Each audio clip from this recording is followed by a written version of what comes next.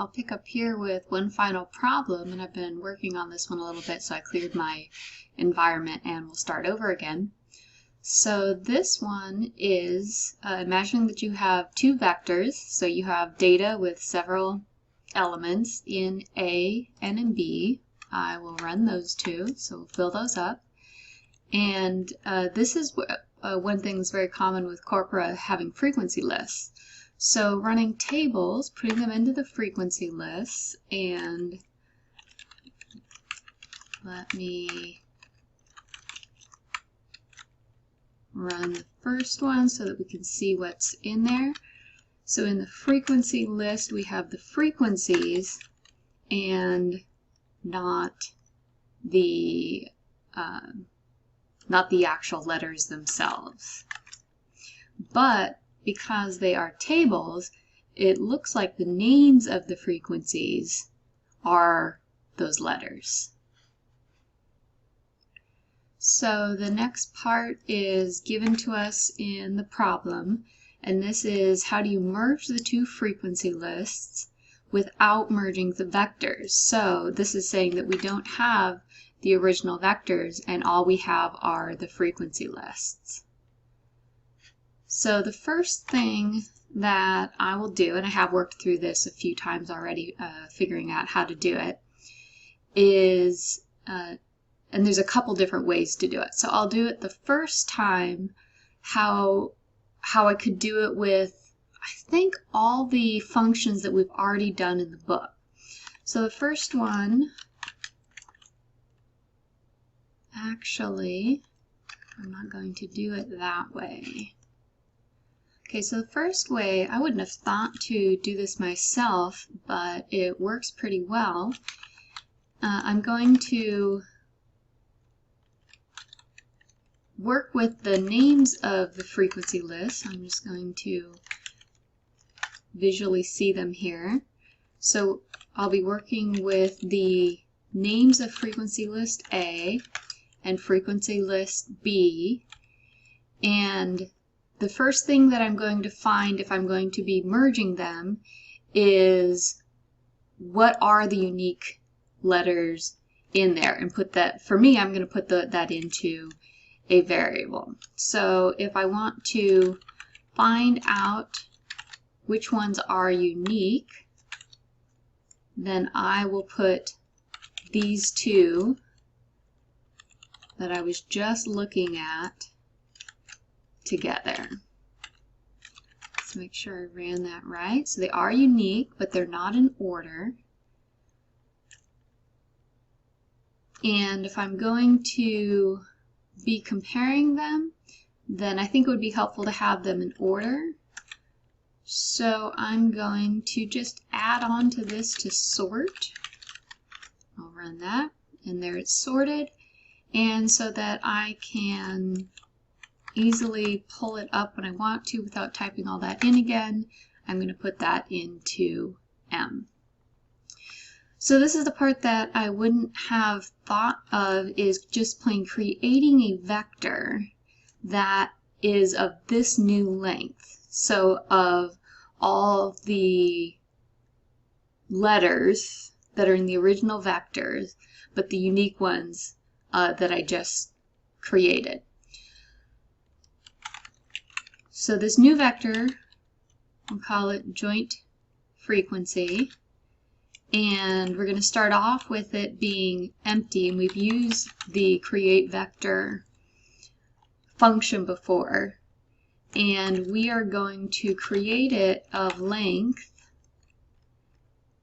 and since supposedly if we didn't know what A and B were, we wouldn't know what length they are, but we're going to say of length, and we just figured out what M is, so of length M, and these are all the unique letters. We'll run that. And we can even look up here and see that it created it, and it is length 8, which is the length of M, but they're all just plain empty, false. So then since we're creating a new frequency vector, and the frequency vector, we look back here when we put it to the console, they all have, it's a vector with names and then the frequency. So we're going to create the names for this new empty vector. And into the names, we are going to put M, which we just created.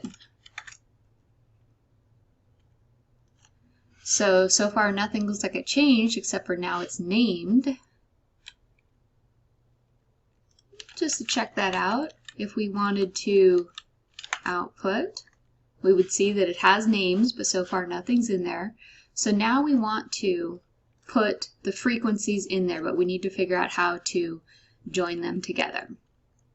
So we're going to be putting them in there, and we need to put them into the specific locations of those letters. So we'll work with the first frequency list first, frequency list A, and so those are going to pull out just the names of frequency list A, and we're going to put into there frequency list A. And if we want to run this to see what's in there now, we see that we have some in there and some are 0 because there is nothing. So now we need to figure out how to have it add, since some of them will be overlapping with A and some will be new. So we're going to have our joint frequency. We're still going to be working with the names of, this time, frequency list B. And what do we want to put into just those that are B? We want to be able to add, though. We're not just replacing. We want to be able to add. We want to be able to add what is already there, because if there are values there, we want to keep them. And we want to add them onto not the names, but the frequencies. So let's run it. And oops, I didn't run it. There we go. So we could count it up visually, but from my recollection, this is what they would add to. So that's our first way of running it. The second way of running it, so this should give us the same result, is this. And this one I think is interesting, even though it uses a function that we haven't looked at yet. So the first step for this one is to create a new frequency list that has both frequency lists just added on together, not, so just put back to back into the same vector. So we'll just concatenate, put them together. Frequency list A, frequency list B.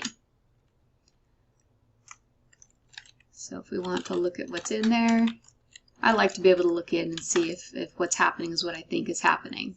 So we can see that some are doubled up. If it's a really long vector, we might not know or be able to keep track of what they are, but we know that they are doubling up.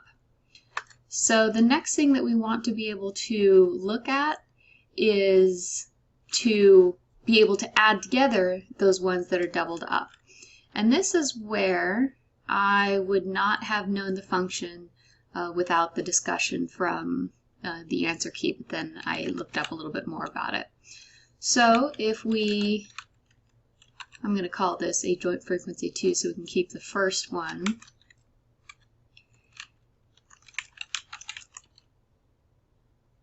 And I don't know if we need this as table, so I may leave it off in a little bit. But the function that I like here is the tapply, and I have used it before, but I like to use it. I'm seeing how it's very useful for this function in particular. So the first argument for tapply is it's taking a list or taking a vector, and the vector may have multiple of the same category. And the second argument is the category that you want it to kind of sort or apply something to. And so what we want it to be able to apply is the names of frequency list AB. AB. And then one more argument is what kind of function, arithmetic function is what I specifically saw as useful to that category. And here it's just going to be a sum. So let me run this and see if it works like I expect it to. And that would do the whole thing in one single line. Let's see if it did it. And we can compare this with our earlier one, and it does come up the same. Just as a test, a couple tests here, since I haven't used this a whole lot. One is tapply, so just to see what would happen with that.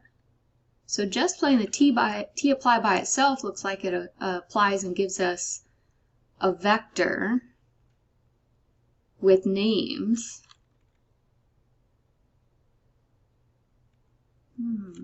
Let me see if I put that into X. Does it make it a table? Actually, so this is what the as.table did. If I just plain put it into a vector, then it makes it an integer vector. Whereas our frequency list that we started with, we had gotten it from a table. So that's what the as.table does. It just creates it a vector that is a table. That makes sense.